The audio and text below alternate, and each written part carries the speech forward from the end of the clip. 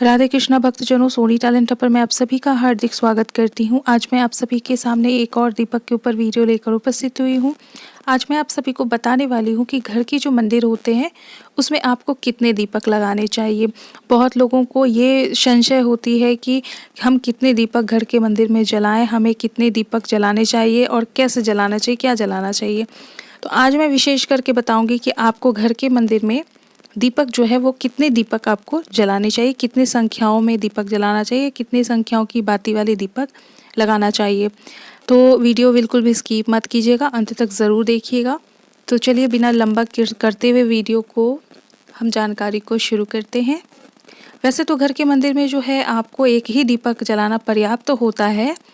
ईश्वर के समक्ष दीपक जलाकर हम अपने जीवन में अनेक समस्याओं से मुक्ति पा सकते हैं। तो दीपक जो है हमारे जीवन में, हमारे पूजा में वो बहुत ज़्यादा महत्वपूर्ण रखता है, बहुत महत्वपूर्ण अंग है। आप पूजा करने से पहले हमेशा साफ सुथरे दीपक ही जलाएं और कोशिश करें दीपक या तो पीतल की होनी चाहिए या मिट्टी के दीपक आपको लगाने चाहिए। दीपक आप घी या तेल दोनों में से किसी का भी लगा सकते हैं। तो भक्तों, बहुत लोगों को ये कन्फ्यूज़न होता है, ये मन में संशय होता है कि हम कितने दीपक लगाएं, हमें कितने दीपक नहीं लगाने चाहिए, कितने दीपक लगाने चाहिए। तो सबसे पहला मैं आप सभी को पहले ये डाउट जो है वो क्लियर करना चाहती हूँ कि आप सभी को सबसे पहले, अगर आप किसी देवी देवता को अपना इष्ट मानते हैं तो उसके लिए अलग है, वो मैं आगे आपको बताने वाली हूँ। लेकिन यदि आप नहीं मानते हैं किसी भी देवी देवता, अपने इष्ट के रूप में किसी भी देवी देवता को, तो आप मंदिर में जो है वो एक दीपक आप लगा सकते हैं। इस तरह का पीतल का दीपक आप प्रयोग करें और पीतल का दीपक आप आराम से लगा सकते हैं।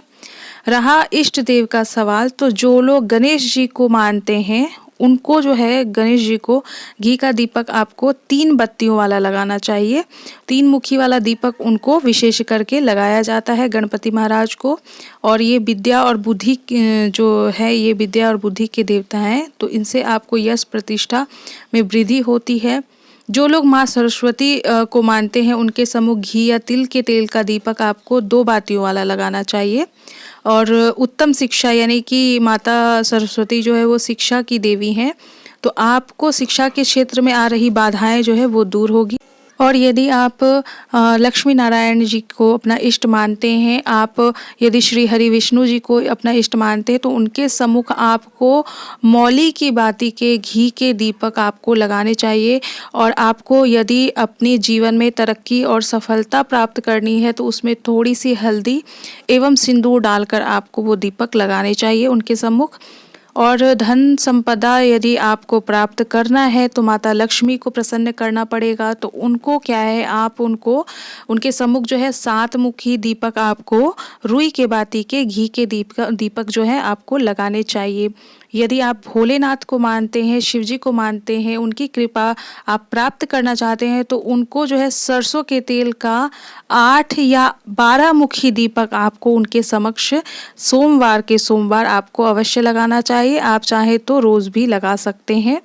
और यदि शिवलिंग के समक्ष आप दीपक लगाते हैं, ये तो अगर आप विग्रह के सामने, मूर्ति के सामने लगा रहे हैं, तो सरसों तेल का दीपक आपको लगाना चाहिए शिव जी को। और यदि आप शिवलिंग के समक्ष लगाते हैं, यदि आप घर में शिवलिंग रखते हैं, उनके समक्ष लगाते हैं, तो आपको तिल के तेल का 3 दीपक जलाने से आपके संपूर्ण कष्टों का जो है वो निवारण होगा। आपके घर से, आपके जीवन से दुख दरिद्र जो है वो दुख दरिद्रता का नाश होगा, दूर होगा। घर के मंदिर में आपको 5 मुखी दीपक जो है वो जलाने से कोर्ट कचहरी जो होते हैं, मुकदमा वगैरह जो होते हैं, उन सब चीज़ों से मुक्ति मिलेगी। कानूनी मामलों में जो है आपकी जीत होगी। तो अगर आप ऐसे किसी समस्याओं से जूझ रहे हैं या गुजर रहे हैं, तो आपको पंचमुखी दीपक जो है वो आपको अपने भगवान के मंदिर में आपको जलानी चाहिए। यदि आप हनुमान जी के उपासक हैं तो आपको 8 बत्ती वाला तिल के तेल का दीपक अथवा लाल बत्ती वाला चमेली के तेल का जो है 3 मुखी दीपक आपको जलाने से जाने अनजाने जो भी आपको भय लग रहा है, आपको जो भी रोग है, जो भी चीज़ों की बाधाएं हैं, वो सभी संकट जो है वो दूर होंगे। यदि आप शनि देव को मानते हैं तो उनके समक्ष आपको सरसों के तेल का दीपक अवश्य लगाना चाहिए। आप चाहें तो तिल का तेल का भी दीपक लगा सकते हैं। सरसों का तेल का जब दीपक लगाएं तो उसमें 5 दाने काले तिल ज़रूर डाल के लगाएं। यदि आप राहु केतु को प्रसन्न करना चाहते हैं तो उनको आप अलसी के तेल का दीपक आपको लगाना चाहिए। यदि आप सूर्य देव के उपासक हैं तो आपको 7 मुखी दीपक जो है उनको लगाना चाहिए। उनको आप तिल का तेल का दीपक लगा सकते हैं या फिर आप उनको घी का दीपक लगा सकते हैं। तो ये आपके कुछ इष्ट देव हैं जिनको आप मानते होंगे, आप उनको ऐसे दीपक लगा सकते हैं। और अगर आप किन्हीं को भी इष्ट देव नहीं मानते हैं तो अपने मंदिर में आप एक मुखी दीपक इस प्रकार से, जैसा हमारा वीडियो में देख पा रहे होंगे, तो वो आप लगा सकते हैं।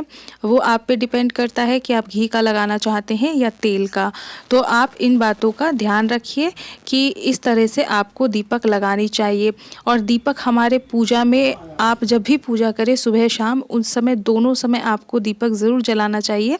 इससे ये होता है कि जब जो हमारे वातावरण में नकारात्मकता होती है वो दूर होती है।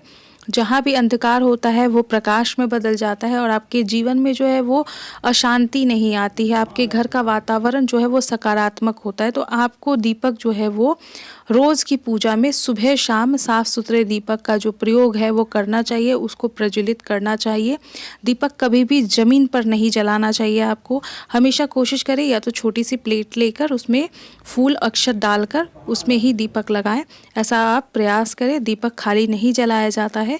तो इन कुछ बातों को आप ध्यान रखें और उम्मीद करती हूँ आप सभी को मेरी ये जानकारी पसंद आई होगी। मिलते हैं अगली वीडियो में कुछ नई जानकारी के साथ। तब तक के लिए आप सभी का मेरा वीडियो देखने के लिए बहुत बहुत धन्यवाद। राधे राधे, जय माता दी।